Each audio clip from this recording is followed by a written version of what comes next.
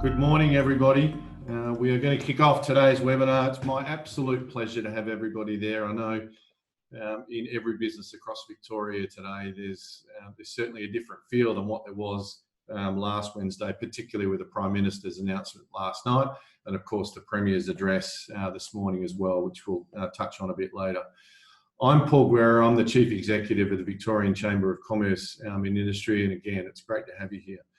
We're trying something a little bit different over the course of the next few weeks. We really want to come into your business and help you with the questions that have been on your mind, but through this process, also bring some advice to you. We don't want to capture you for too long today. We think around half an hour, and you'll be able to download the session after today so that you can listen back to it in your time. It's really around trying to bring you up to date with the questions that we've been asked.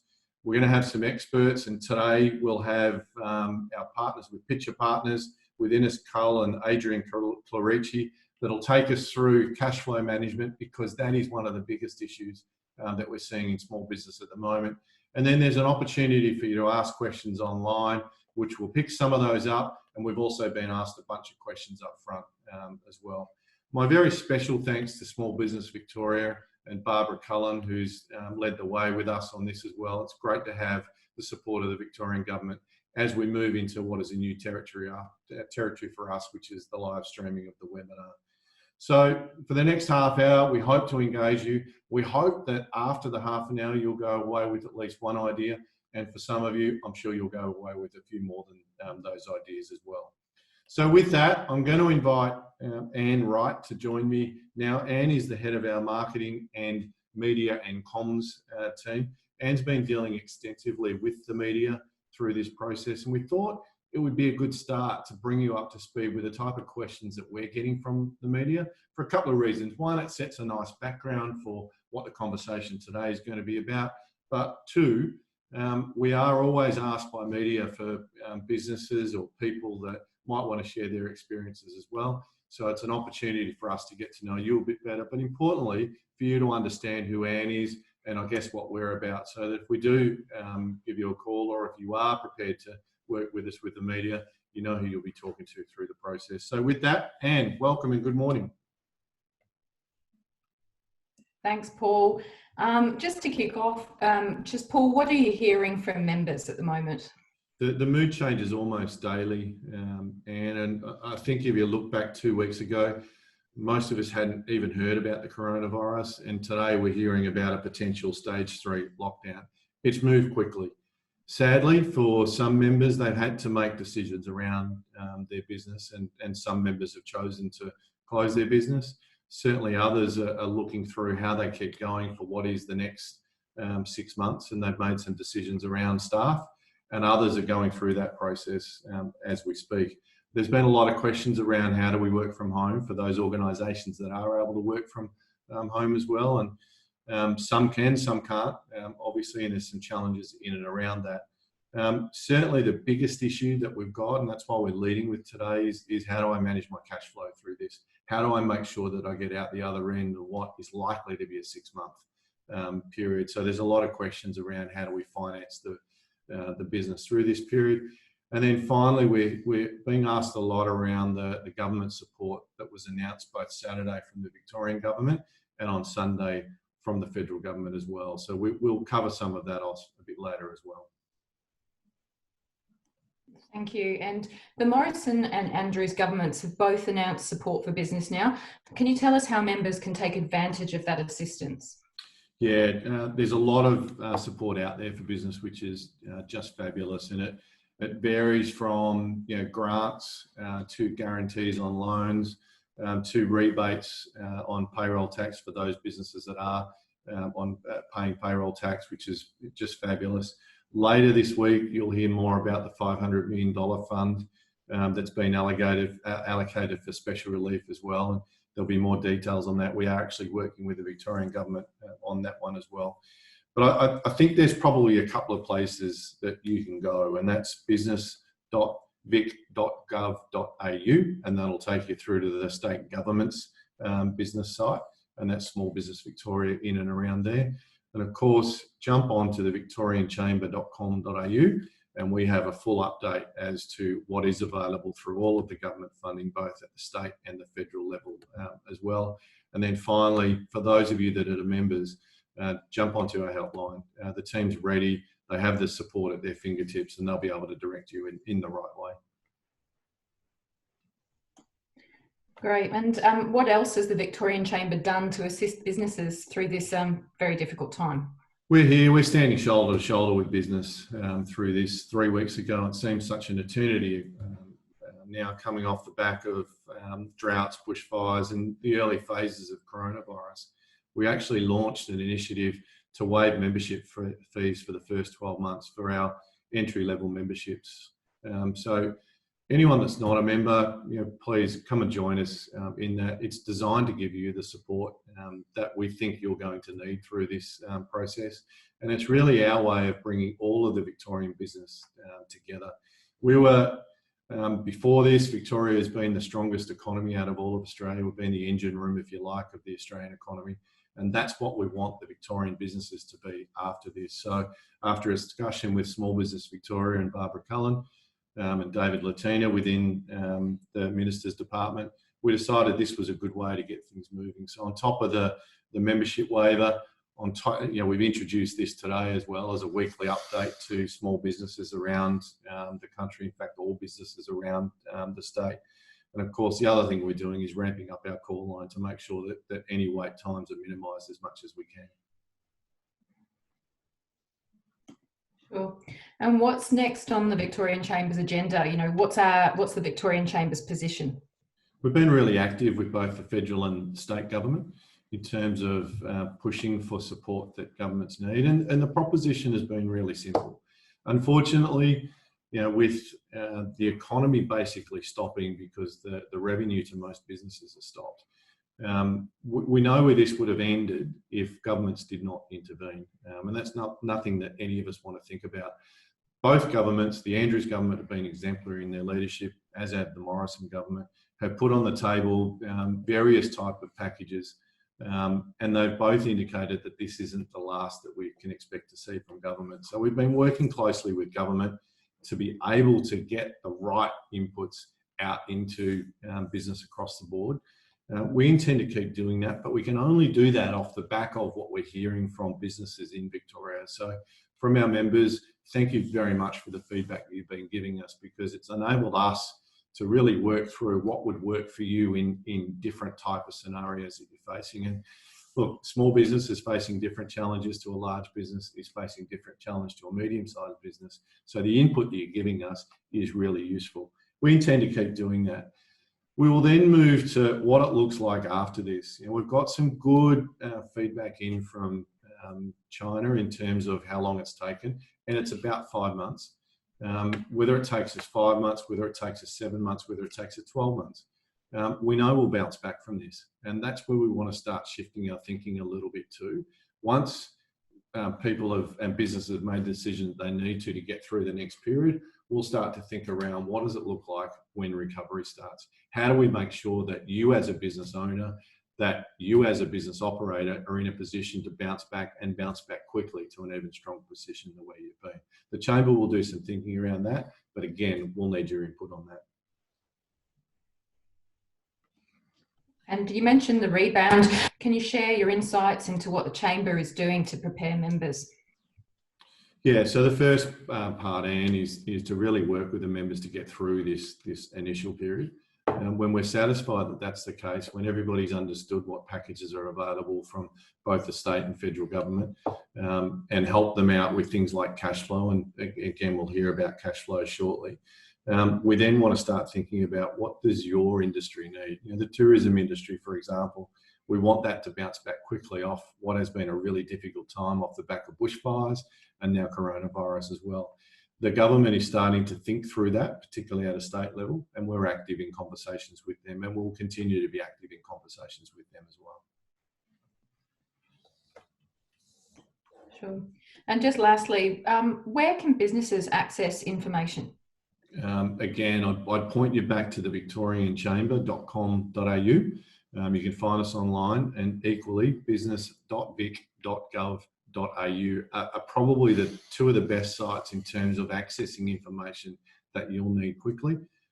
Senator Macaulay Cash's office has been brilliant in terms of the advice that they've been putting out. So you can jump onto a range of federal government websites there, but it's easier to come into either business.vic.gov.au or victorianchamber.com.au, and from there, the right links will be available to you. Thanks, Anne. What we might do now is we'll move to a presentation from Pitcher Partners, which will give you some insights into what you need to be thinking about for cash flow in this period. We've been working closely with Pitcher Partners for a number of years now, and they in turn are working with any number of Victorian businesses through. And we just thought it was a good opportunity to put some advice in your hands that you may use to navigate your business through this next period. So it's my great pleasure to welcome both Innis and Adrian from Pitcher Partners.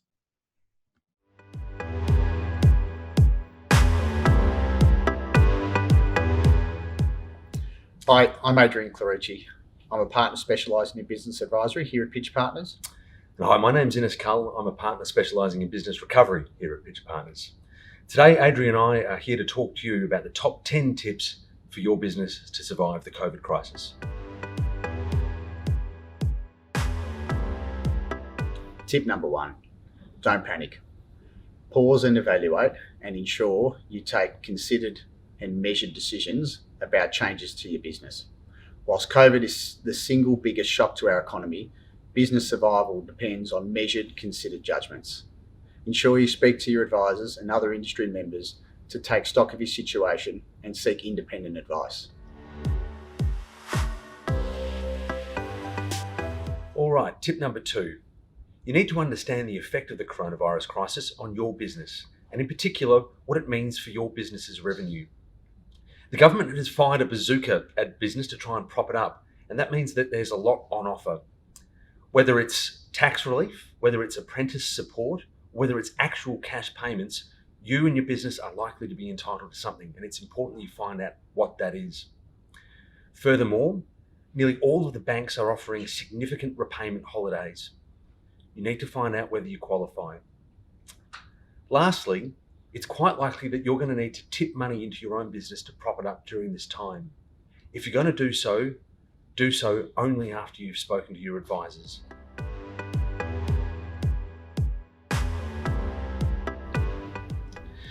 All right, tip number 3, have an employment strategy. Your conversations with your staff are going to be some of the hardest yet the most important conversations you're going to have through this time, and you need a strategy on how you're going to deal with it. Identify your key employees. These are the staff that you need to survive the crisis, but more importantly, who are going to bring your business out of this on the other side. Know what you can and can't do. There's a lot of information on the Fair Work website about your rights, and if you need to, speak to a lawyer. In some instances, you may be able to stand down staff without pay, depending on your circumstances. You're also entitled to negotiate agreements and variations to your contracts with your staff. Tip number 4, prepare an urgent cash flow. Your business will be going through a critical transitional phase over the next 8 weeks. You need to understand what your cash flow position will be at the start of this period and what the impact on your cash flow will be over the next 8 weeks. You need to get a strong understanding and a strong feel for the cash receipts your business is likely to receive, as well as the commitments that you've made to your employees and your suppliers. And at the end of it, what cash will you have at the end of this transition phase? Tip number 5, brainstorm your options. Speak to your advisors and your industry peers about the realistic options available to you.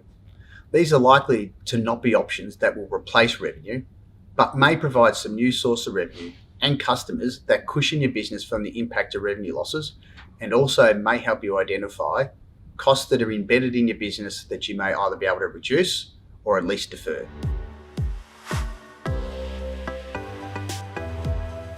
Tip number 6 is to make decisions and take action. Taking action during this critical phase is going to be one of the toughest parts that you will have to endure. Critically and commercially, analysing the future prospects of your business is going to be really important. Drastically resizing your business or closing your business or even going into hibernation are all options that you need to put on the table. Managing working capital and the working capital load that your cash flow can sustain is going to be equally as important. You also need to understand your supply chain and what commitments you are able to make now to help your business maintain its trade, as well as ensure that your business can trade post this coronavirus crisis. Tip number 7, negotiate hard on your expenses. If your revenues drop during this time, which it almost certainly has, now is the time to negotiate hard on your expenses. You're likely to be able to suspend payments to your lenders for 6 months. In relation to your rent, speak to your landlord. In relation to your debts, speak to your creditors. All negotiated outcomes need to be on the table. For rent, consider rent-free periods, deferred rent, or periods of reduced rent. In relation to your debts, consider instalment plans, debt waivers, or debt moratoria.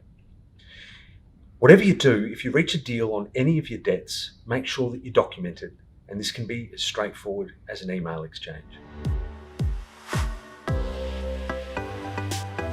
Tip number 8, understand changes to the insolvency laws. The government has now announced some of the most significant changes to the insolvency laws we've seen. Perhaps the biggest change is that the provisions relating to insolvent trading have been suspended for effectively the next 6 months. This will throw business a lifeline to continue to trade through what the government expects is going to be the toughest time for this crisis. It is a time to act responsibly because wrongdoing will still be punished. There have also been changes to the ability of creditors to wind up companies and bankrupt individuals. The real effect of these changes is that debtors are going to have longer to pay their debts before creditors can take serious action, such as winding up a company or bankrupting an individual. It's important that you understand these changes. Tip number 9, communication. Communication is key, and the message you send to your people and those connected to your business are important. Communicate what you can commit to and avoid being vague or evasive. In the present circumstances, people connected with your business are more likely to be understanding if you don't know the answer to a question or you're unsure of an outcome.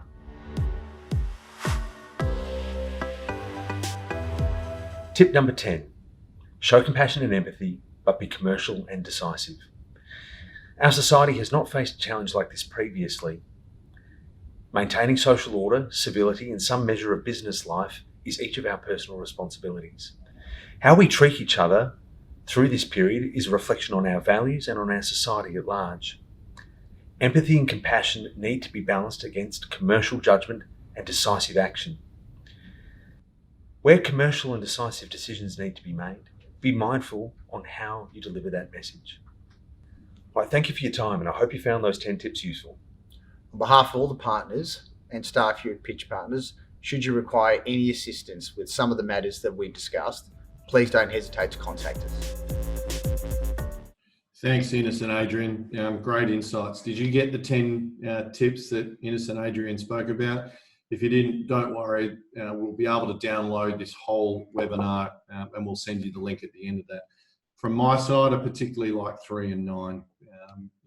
Now is the time to really care about your people. Be honest and open with them and make sure that there's a plan in place for them. At the end of the day, we always talk about how important our employees, our people are to our business. And in these times, it's absolutely no different. So again, this will all be downloadable at the end. What I want to do now is we've had a bunch of questions that have come in ahead of time, and then there's some that have come through this session as well. So I might reintroduce Anne Wright.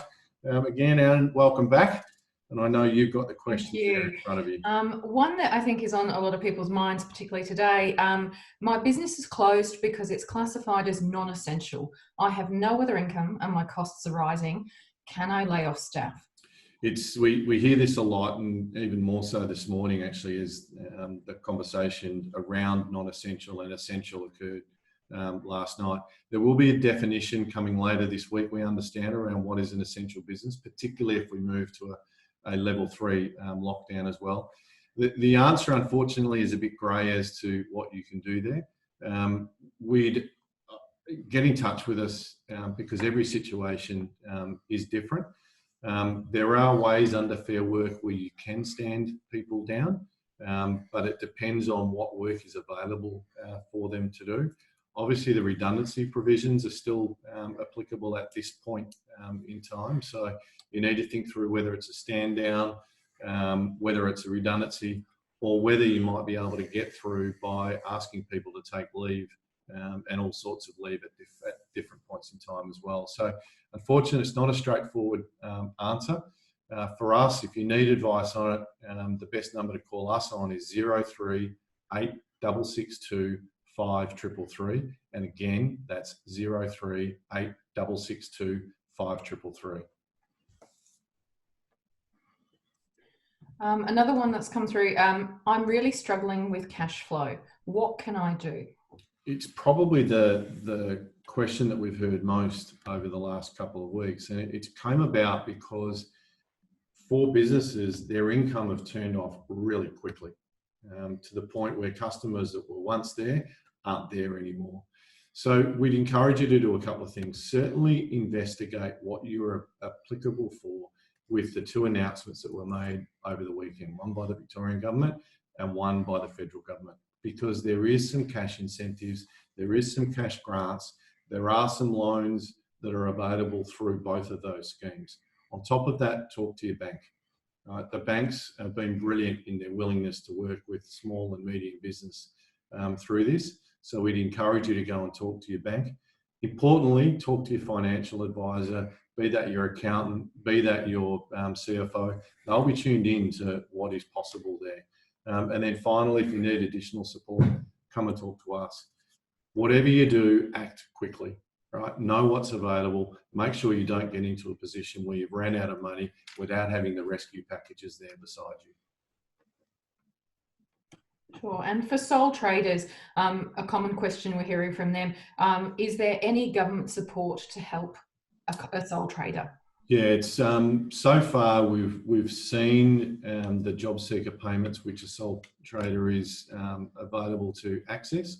The scheme that was announced, the $500 million bucket of money that the state government announced on Saturday, will start to come live at the end of this week. And that is geared towards all the business, including sole traders.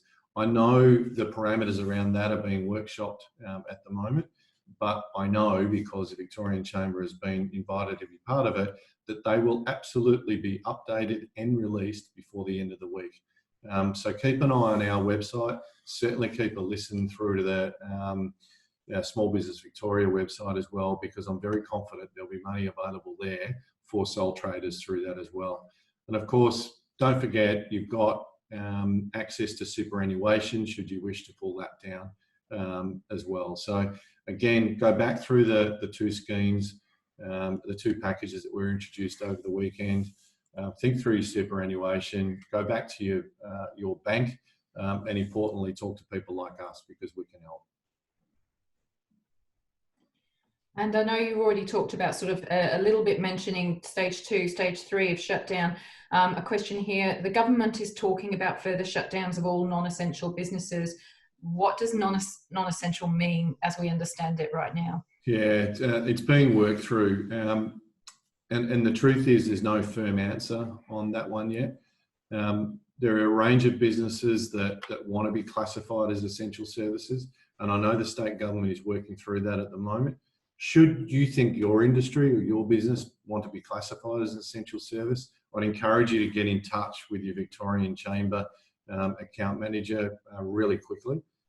We are having input into what an essential service, or recommendations around what an essential service could be, but that list is not finalised yet.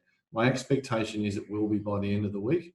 I think the Andrews government have been brilliant in terms of signposting what is about to happen.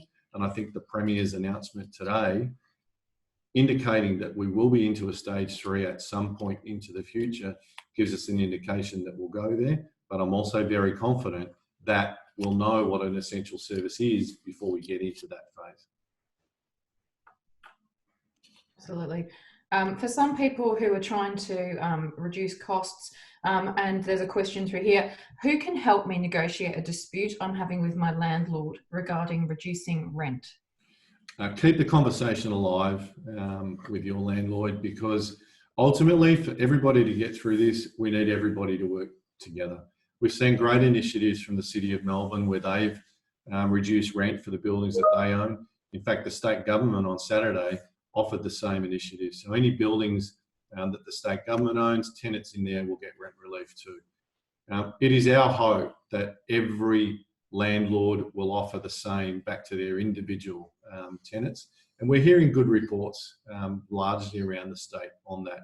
However, if you find yourself in a position where the landlord won't, then the Victorian Small Business Commissioner can help you resolve those matters. And again, business.vic.gov.au can help you, and back through victorianchamber.com.au will be able to help you with that as well. But for every business owner and for every landlord, this is a defined period of time. We think it'll be around the 6-month mark.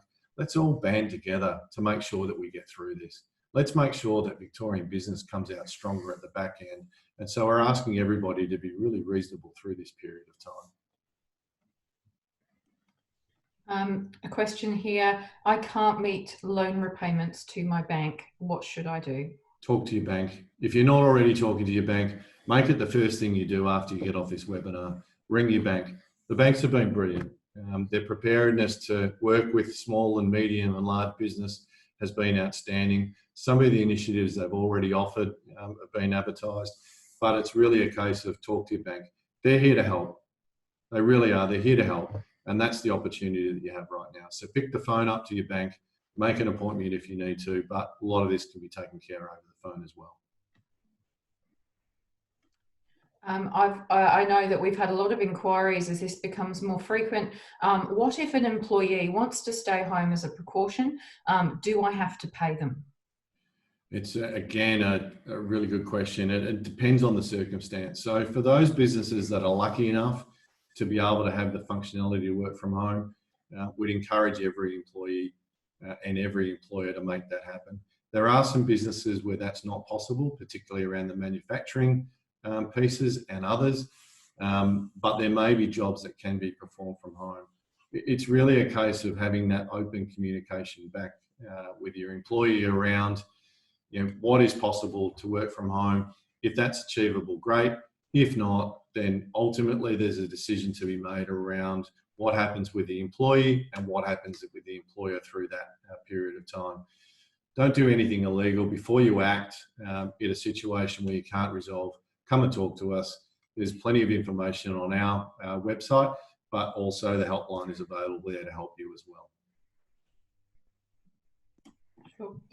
This is a very specialised question that we got, which is very apt today. My engineering business supplies specialist staff who maintain healthcare equipment across Australia. Will they be banned from travel to Tasmania given the new border restrictions in place? We're seeing more of the states putting up borders, and effectively that is for non-essential travel.